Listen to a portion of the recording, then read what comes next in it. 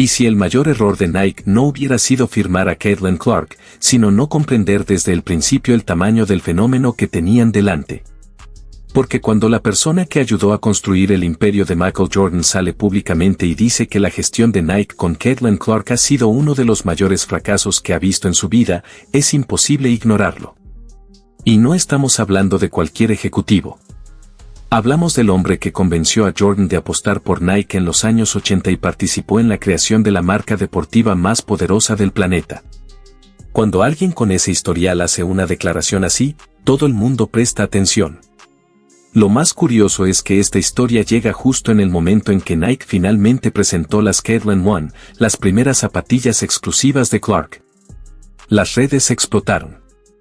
Los aficionados hablaron del diseño, de los colores y de los detalles ocultos. Las reservas se agotaron en tiempo récord y el lanzamiento se convirtió en uno de los temas más comentados del mundo del deporte. Pero detrás de toda esa emoción existe una historia mucho más grande. Una historia sobre oportunidades perdidas, decisiones cuestionadas y una jugadora de apenas 24 años que parece estar construyendo algo mucho más importante que un simple contrato de patrocinio. Todo comenzó en abril de 2024. Incluso antes de disputar su primer partido profesional, Caitlin Clark firmó un acuerdo de 8 años y $28 millones con Nike. A simple vista parecía un contrato extraordinario. Muy pocos atletas reciben semejante oferta antes de demostrar su nivel en la liga profesional. Sin embargo, había un detalle que generó muchas preguntas.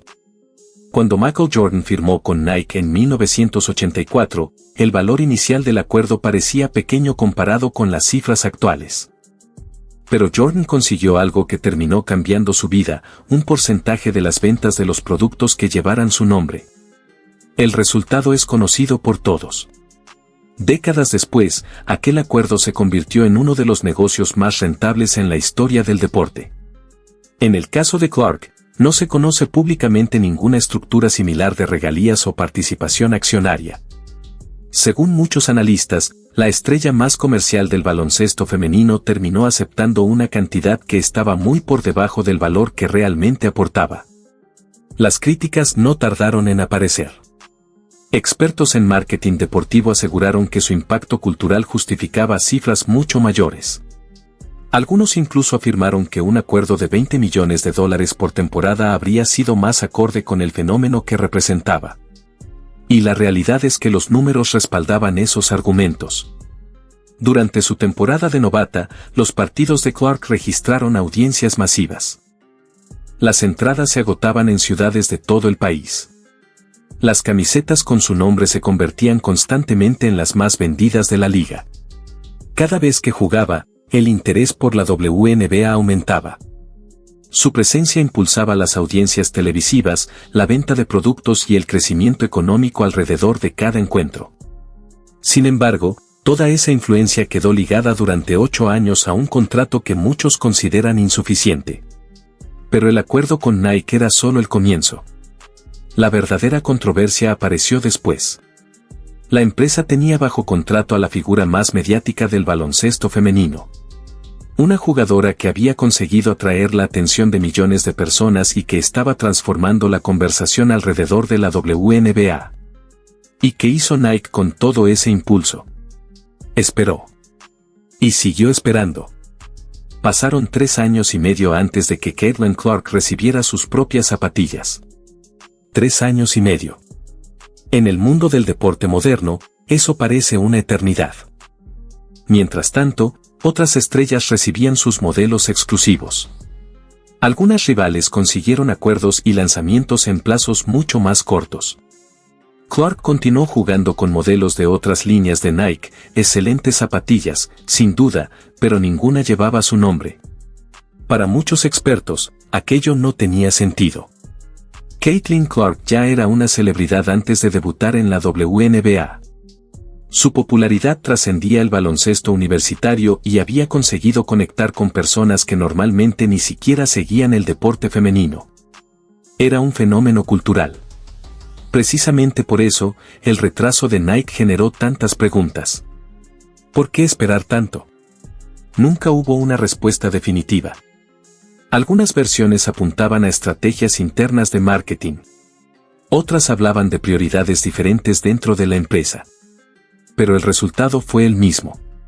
La jugadora más comentada del baloncesto femenino tuvo que esperar más de 3 años para recibir el producto que el público llevaba tanto tiempo pidiendo. Y cuando la situación parecía complicada, llegó algo todavía peor. Las lesiones. La temporada 2025 estaba llamada a ser la gran consolidación de Clark. Después de romper récords y ganar el premio a la novata del año, las expectativas eran enormes. Parecía lista para dominar la liga durante mucho tiempo. Entonces comenzaron los problemas físicos. Primero apareció una lesión muscular. Después llegaron otras molestias. Más tarde surgieron nuevos inconvenientes físicos que terminaron limitando gravemente su participación. La temporada se convirtió en una lucha constante. De 40 partidos posibles, solo pudo disputar 13. Incluso así, sus estadísticas seguían siendo impresionantes.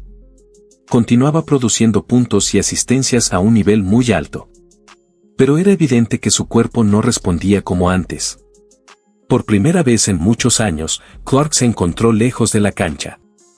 Y aquello fue especialmente duro para alguien que prácticamente nunca se había perdido partidos durante su etapa universitaria. Más tarde reconoció que la experiencia resultó extremadamente solitaria. Las horas de rehabilitación, la incertidumbre y la frustración de observar a sus compañeras desde el banquillo se convirtieron en uno de los momentos más difíciles de su carrera. Y mientras ella trabajaba para regresar, las zapatillas con su nombre seguían sin existir. Finalmente llegó 2026. La pretemporada se transformó en un examen constante. Cada movimiento era observado. Cada gesto generaba preocupación. En un partido de preparación sufrió un susto que silenció a todo el pabellón después de una caída aparatosa. Afortunadamente no fue una lesión grave. Pero aquel momento dejó algo claro. Las heridas físicas podían sanar. Las dudas mentales tardaban más tiempo en desaparecer. La propia Clark reconoció que recuperar la confianza en su cuerpo era un proceso complicado. Cada molestia le recordaba el difícil año anterior. Aún así, siguió adelante. Y cuando comenzó la nueva temporada regular, recordó al mundo exactamente quién era. Desde los primeros partidos volvió a producir estadísticas históricas y alcanzó registros que ninguna jugadora había conseguido tan rápidamente. Sin embargo, seguía aprendiendo algo fundamental.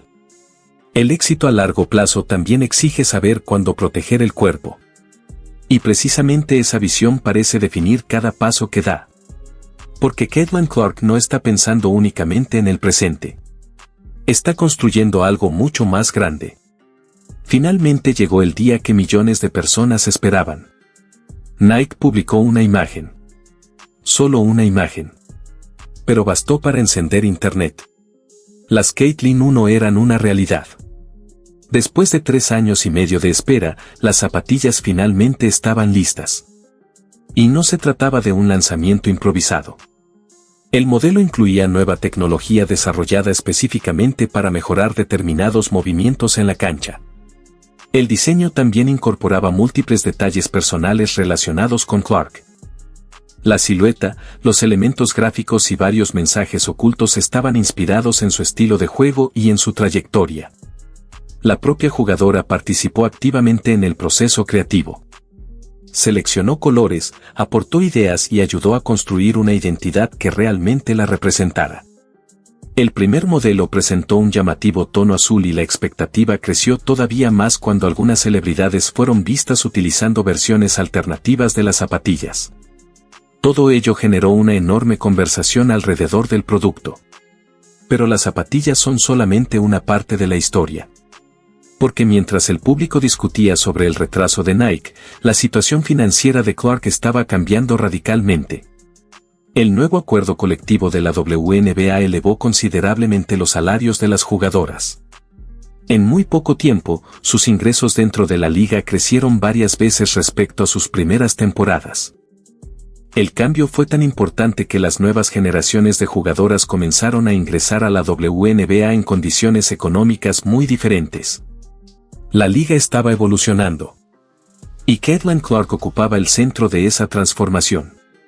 Sin embargo, sus ingresos más importantes ni siquiera procedían de su salario como jugadora. Los acuerdos comerciales se multiplicaron. Grandes empresas de diferentes sectores decidieron asociar su imagen con ella. Su valor de mercado continuó creciendo hasta convertirla en una de las atletas más rentables del deporte femenino. Pero lo más interesante es que tampoco se conformó con los patrocinios. Comenzó a involucrarse en proyectos de inversión y en oportunidades fuera del baloncesto. Estaba diversificando. Estaba aprendiendo. Estaba creando conexiones. Cada movimiento parecía responder a una estrategia mucho más amplia. Por eso surge la gran pregunta. ¿Y si el contrato con Nike no fue realmente un fracaso? Sí, probablemente pudo haber obtenido más dinero. Sí, muchos expertos creen que merecía un acuerdo mucho mayor. Pero también existe otra posibilidad. Tal vez Clark esté pensando a largo plazo. Tiene una relación de 8 años con una de las marcas deportivas más poderosas del mundo. Tiene una línea de zapatillas propia. Tiene asociaciones comerciales de enorme valor. Tiene inversiones en otros proyectos. Tiene acceso a personas influyentes dentro de la industria deportiva. Y todavía tiene apenas 24 años. Cuando termine este contrato, seguirá siendo relativamente joven y tendrá una marca global mucho más consolidada. La comparación con Michael Jordan resulta inevitable. Ambos llegaron a sus respectivas ligas rodeados de una enorme expectativa. Ambos firmaron con Nike desde el principio. Ambos recibieron críticas y dudas. Y ambos entendieron que la verdadera riqueza no siempre está en el primer contrato. Está en todo lo que construyes después. Jordan convirtió unas zapatillas en un imperio cultural. La gran incógnita es si Caitlin Clark está recorriendo el mismo camino. Porque cada paso que da parece formar parte de algo más grande. No solo está ganando partidos. Está construyendo infraestructura. Está creando nuevas fuentes de ingresos. Está aumentando su influencia. Está posicionándose para tener más poder en cada decisión futura. Mientras tanto, la WNBA continúa creciendo a un ritmo extraordinario. La atención mediática aumenta. Las franquicias se expanden. Las inversiones llegan desde todas partes. Y el deporte femenino atraviesa uno de los momentos más importantes de su historia. En medio de toda esa transformación aparece una joven de Iowa que se niega a limitar sus ambiciones. Quizá el verdadero debate no sea si Nike cometió un error. Quizá la pregunta correcta sea otra. Estamos viendo el nacimiento de una nueva clase de superestrella deportiva. Porque si su primera temporada fue la explosión inicial y las lesiones representaron el gran obstáculo, esta etapa podría convertirse en el momento en que demuestre que la mejor inversión que hizo en toda su carrera fue apostar por sí misma. ¿Y tú qué opinas? Nike dejó escapar una oportunidad histórica o Caitlin Clark está jugando una partida mucho más grande de la que la mayoría de las personas todavía no consigue ver. Déjame tu opinión en los comentarios y, si te gustó esta historia, acompáñanos para seguir descubriendo las historias más fascinantes del mundo del deporte.